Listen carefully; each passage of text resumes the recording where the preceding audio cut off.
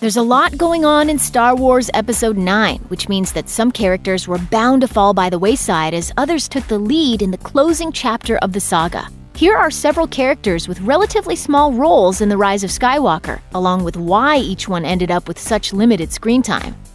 The Force Awakens introduced viewers to an older, wiser Leia Organa, now a general leading the resistance against the First Order. Leia continued in that role in The Last Jedi, but actress Carrie Fisher sadly and suddenly died in 2016 after completing work on that film.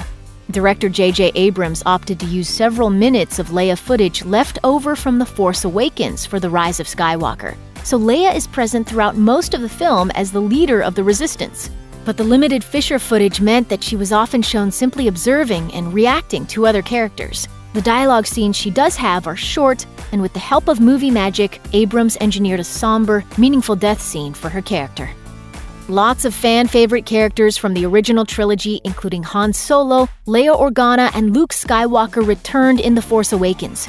But what about Han's old pal and the suavest dude in the galaxy, Lando Calrissian? Lando didn't make his return until The Rise of Skywalker, and it's easy to see why. With both Han Solo and Luke Skywalker dead and Leia Organa pulling limited duty, the film needed another rebel legend to turn to. In the end, though, that's pretty much all Lando is there for. An intended subplot about Lando meeting his long-lost daughter was reportedly cut out of the film, leaving him to just look cool, saying a few catchy lines, and to be an inspirational figure for the younger heroes.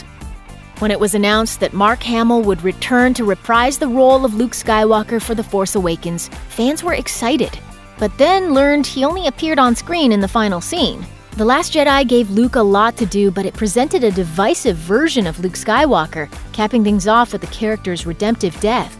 Fans were excited to find out Hamill would be back for The Rise of Skywalker, but surely he couldn't do that much as a Force ghost, right? He does appear at a key moment in the story, when Rey is doubting herself and contemplating a self-exile similar to Luke's own.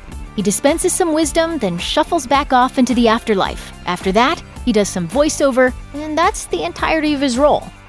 In The Last Jedi, one of the most important new characters was Rose Tico, a resistance mechanic who ran into Finn and struck up a friendship that led to a mission and even a hint of romance. Rose shows back up in Rise as a mainstay of the Resistance. Unfortunately, that role apparently also came at the cost of her screen time. As Rey, Finn, and Poe head out for their mission early in the film, Rose explains that she can't come because Leia has asked her to stay behind. She then disappears for much of the rest of the film before fighting in the Battle of Exegol.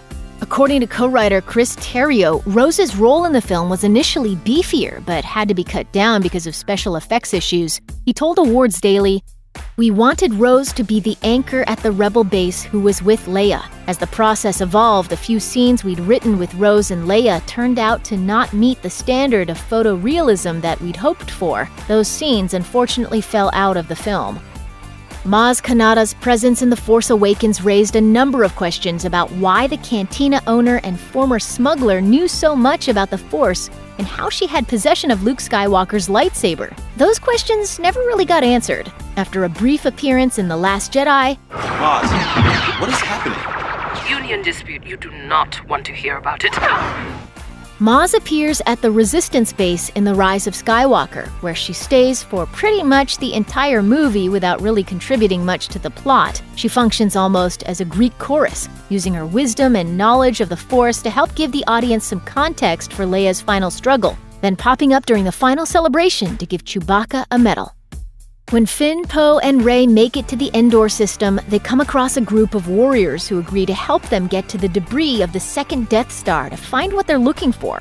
These warriors are later revealed to be deserter stormtroopers who've made a life for themselves, stripping their old First Order ship for parts to get by. Their leader, Jannah, has a conversation with Finn about the shared aspects of their pasts. Jannah's a fascinating character with a lot of potential depth, but she doesn't really get a big chunk of screen time. She gets early moments on Endor establishing who she is, then hangs around with Finn throughout the final battle, but we don't really learn what her real desires are other than to fight the First Order. There's a hint of what she does next in a very ambiguous scene with Lando at the end of the film, a likely holdover from the cut subplot where she was meant to be Lando's daughter. When Finn, Poe, and Rey head out for their mission to find Palpatine, the gang takes C-3PO and BB-8 along for the trip, but leave R2-D2 behind at the Resistance base. R2 is thus relatively quiet until he flies into battle with Poe at the end of the film. Why leave R2, arguably the most iconic and beloved droid in the franchise, back at the base for much of the film? Well, in many ways, R2 has always felt like Luke Skywalker's droid, and with Luke out of the picture for so much of the sequel trilogy, R2 doesn't always fit. As it turns out, Rise of Skywalker is much more of a showcase for 3PO's place in Star Wars lore. And considering BB-8 has become the unofficial mascot of the sequel trilogy, the filmmakers likely chose to give a little more screen time to that little toyetic ball droid to close out the series. Where do you come from? Check out one of our newest videos right here. Plus, even more Looper videos about Star Wars are coming soon. Subscribe to our YouTube channel and hit the bell so you don't miss a single one.